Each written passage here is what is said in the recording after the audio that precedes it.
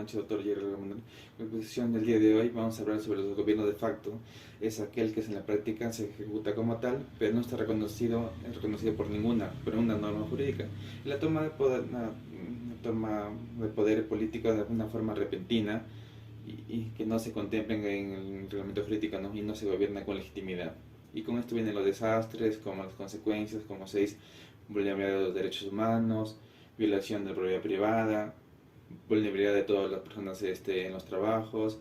Un ejemplo de facto es, por ejemplo, el más trágico de nuestros tiempos, es en América Latina, fue el de Fuerzas Armadas en Argentina, donde dieron golpe de Estado a la presidenta, quien asumió el cargo en ese entonces, María Estela Martínez.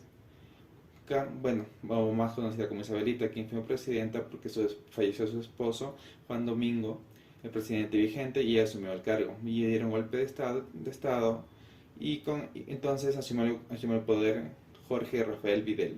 En aquellos entonces Argentina se encontraba, o mejor dicho, se metió en un conflicto bélico con Inglaterra, una de las más grandes potencias más grandes del mundo en ese entonces, ¿no? Y con ello la corrupción y el gasto de la guerra se dio por concluido el gobierno de facto, ¿no?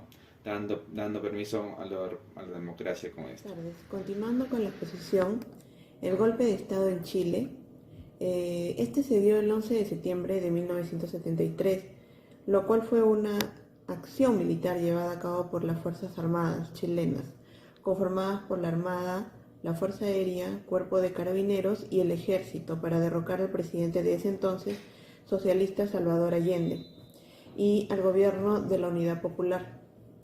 Allende, quien había sido elegido a través de elecciones generales en un Estado de Derecho, se suicidó mientras las tropas militares ingresaban al palacio.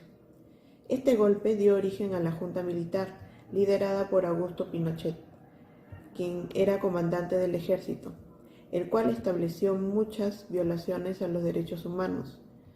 Se limitó la libertad de expresión, se suprimieron los partidos políticos y el Congreso Nacional fue disuelto. En Chile funcionó la primera base de operaciones llamada Plan Cóndor. ¿Y en qué consistía?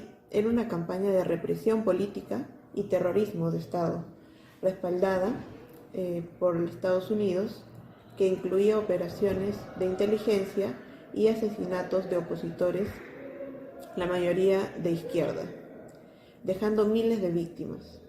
Finalmente, luego de 17 años de profundamente marcando la historia de Chile, en 1990 el gobierno chileno inicia una transición democrática gracias a la presión popular.